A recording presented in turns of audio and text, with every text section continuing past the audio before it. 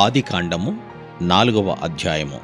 ఆదాము తన భార్య అయిన హవ్వను కూడినప్పుడు ఆమె గర్భవతి అయి కయీనును కని, యెహోవా దయవలన నేనొక మనిషిని సంపాదించుకున్నానెను. తరువాత ఆమె అతని తమ్ముడగు హేబేలును కనెను. హేబేలు గొర్రెల కాపరి, కయీను భూమిని సేద్యపరచువాడు.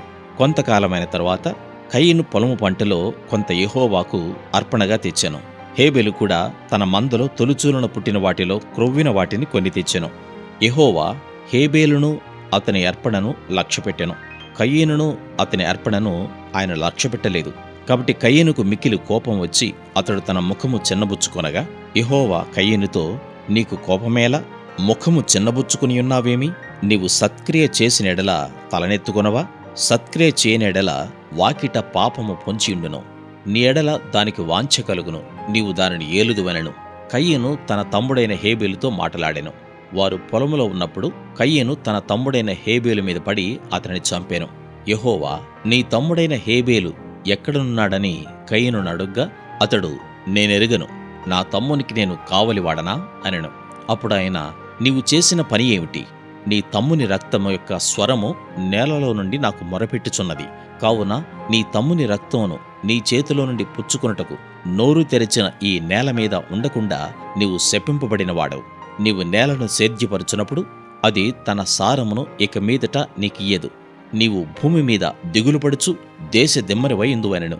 అందుకు కయీను, నా దోషశిక్ష నేను భరింపలేనంత గొప్పది. నేడు ఈ ప్రదేశము నుండి నన్ను వెళ్ళగొట్టితివి.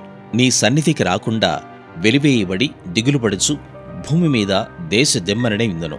కావున నన్ను కనుగొనువాడెవడో వాడు నన్ను చంపునని యెహోవాతో అనెను. అందుకు యెహోవా అతనితో, కాబట్టి ఎవడైనను కయీనును చంపినెడల వానికి ప్రతిదండన 7 కలుగునెను. మరియు ఎవడైనను కయీనును కనుగొని అతనిని చంపకయుండునట్లు యెహోవా అతనికి ఒక గుర్తు వేసెను. అప్పుడు కయీను యెహోవా సన్నిధిలో నుండి బయలుదేరి వెళ్లి ఏదెనుకు తూర్పు దిక్కున నోదు దేశములో కాపురముండెను. కయీను తన భార్యను కూడినప్పుడు ఆమె గర్భవతి అయి హనోకును కనెను.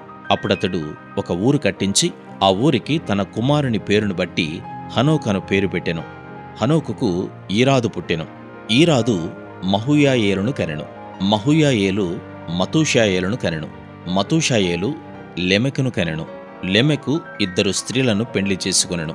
వారిలో ఒక దాని పేరు ఆదా, రెండవ దాని పేరు సిల్లా. ఆదా యాబాలును కనెను. అతడు పశువులు గలవాడై గుడారములలో నివసించు వారికి మూలపురుషుడు. అతని సహోదరుని పేరు యూబాలు. ఇతడు సితారాను, సానికను వాడుక చేయు వారందరికీ మూలపురుషుడు. మరియు సిల్లా తుబల్కాయీనును కనెను. అతడు పదునుగల రాగి పనిముట్లన్నిటినీ ఇనుప పనిముట్లన్నిటినీ చేయువాడు. తుబల్కాయీను సహోదరి పేరు నయమా.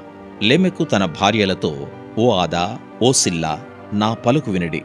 లెమెకు భార్యలారా, నా మాట ఆలకించుడి. నన్ను గాయపరిచినందుకై ఒక మనిషిని చంపితిని, నన్ను దెబ్బ కొట్టినందుకై ఒక పడుచువాన్ని చంపితిని. 7 ప్రతిదండన కయీను కోసము వచ్చిన ఎడల లెమెకు కోసము 77 వచ్చునెను. ఆదాము మరలా తన భార్యను కూడినప్పుడు ఆమె కుమారుని కని, కయీను చంపిన హేబేలునకు ప్రతిగా దేవుడు నాకు మరొక సంతానమును నియమించననుకొని అతనికి షేతు అని పేరు పెట్టెను. మరియు షేతునకు కూడా కుమారుడు పుట్టెను. అతనికి ఎనోషు అను పేరు పెట్టెను. అప్పుడు యెహోవా నామమున ప్రార్థన చేయుట ఆరంభమైనది.